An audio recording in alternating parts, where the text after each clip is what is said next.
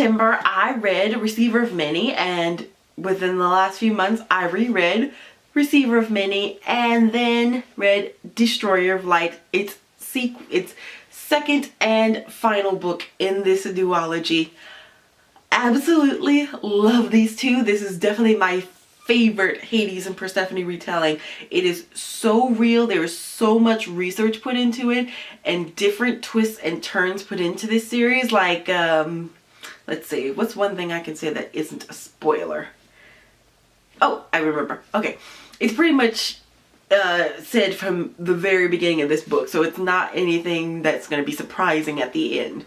In this book and in this book, they talk about how Hades is only the ruler of the underworld because the fates foresaw that Persephone was meant to be the ruler of the underworld, and they only made him the ruler to take care of it until she became of age. So he is only king because she was always meant to be queen. So I found that very interesting.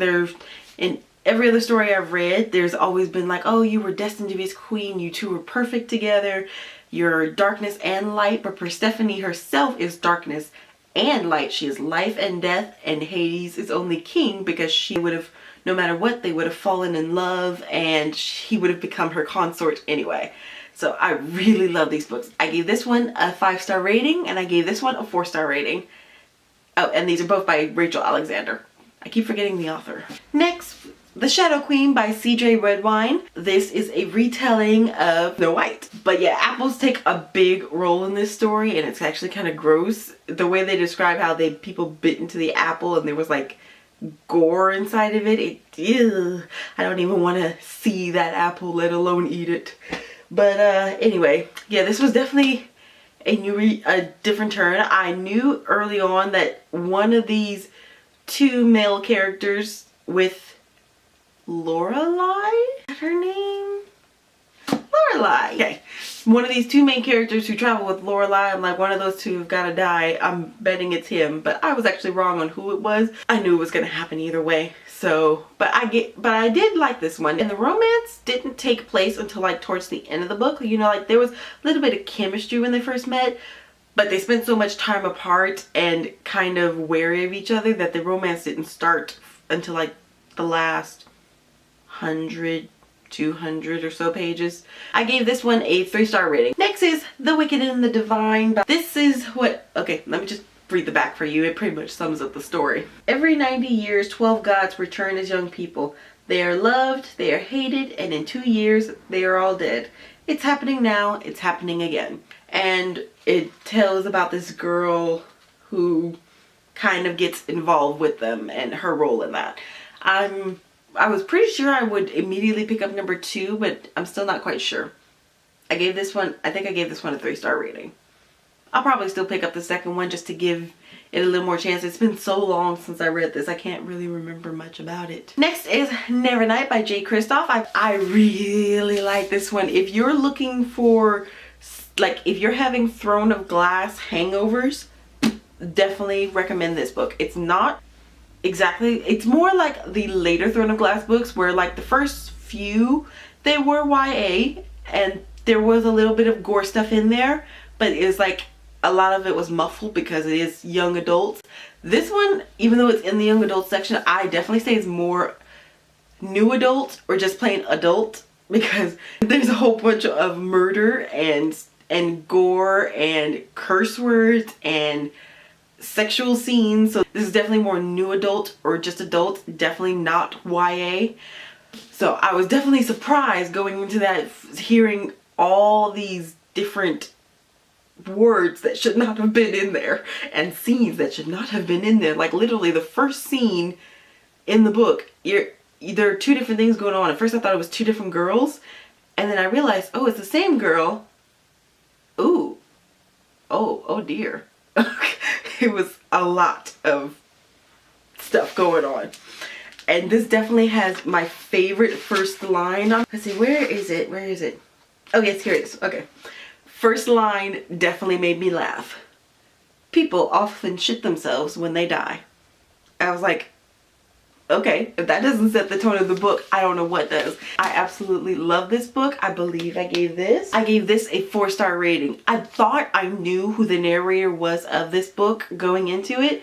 Like, I'm like, okay, it's obvious who the narrator is because it says in the first page that the narrator loved the main character. But after hitting a certain part of this book, I'm like, okay, it's not that character. So who could it be? I have another theory. I have 2 other theories actually, but we'll see. But I'm definitely picking up the second book. Definitely. I'm loving Jay Kristoff so far. Next is Illuminated by Amy Coffin and Jay Kristoff. This is a book that was very hyped up last year, and I picked it up at the spur of a moment decision, and I wasn't really ready for it. I think the first week I had it, I might have read to the part where they start emailing each other. That's where I stopped. So pretty soon into the book. And if you don't know about this book, it's told in emails and text messages and secret files, and even part of it in the mind of the ship. But yeah, I actually end up really liking this book. I actually end up listening to the audiobook while kind of flipping through it at the same time.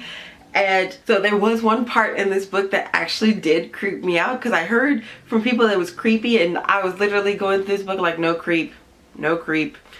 So not creepy, but interesting, not creepy. And then that little birdie part, just like, I was like, oh, that was creepy. That was the one part that did creep me out, and it was definitely worth it.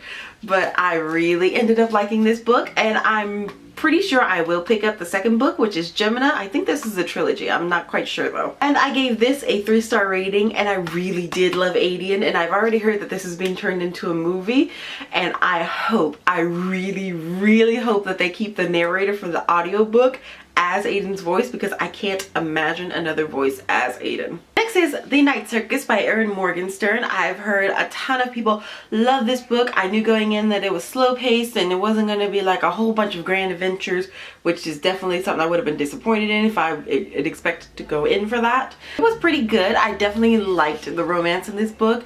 It took a while to get to, but it was pretty good, and it was slow paced. A lot of this book is just people's day-to-day lives. And the magic was pretty good too, although some of the magic system I was a little confused on, especially towards the ending when Celia decides she's just done. And so that was a bit confusing. I'm still not quite sure about all that. If you understood that ending, about like why all that had to happen, how they got trapped, please let me know in the comments below, because I still quite don't understand why. But it was pretty good. I gave this a 3-star rating though. And Celia is definitely my favorite character. Next is What a Werewolf Wants by Kristen Miller. I received this from the author in return for an honest review. I've already done my review. If you would like to see that, I will link it below. I think my camera went out of focus for a minute there. I think it's back though. But anyway, this was pretty good. This is about a girl named Josie who is a wedding planner, but she has a hard time finding romance for herself. And then she meets Raider, a werewolf who is very reluctant to get into a relationship. Like, he likes her, they both know they like each other. There's definitely the sexual attraction, they both admit it, but when it comes to actually getting into a relationship, he's the one that staggers. But this book I gave a 3-star rating. I liked it pretty well. Not as great as the other books in the series, but I still liked it. So I gave this a 3-star rating. Next we have The Claiming of Sleeping Beauty by Anne Rice. This is basically the old gothic version of Sleeping Beauty. Not quite the same ending though. Like everything from the old gothic Sleeping Beauty, everything up till the prince finds Sleeping Beauty. And then it takes off on its own twist from there, and I really didn't like this one. I have a friend who absolutely loves Anne Rice, and so I gave this book a try, and it was just no. It was just too raunchy. What should have already been halfway through the book was basically just a whole bunch of raunch, and none of the rules made any sense, and it was just, I really just did not like it. But anyway, I gave this a 1-star rating, and I think that was kind of generous.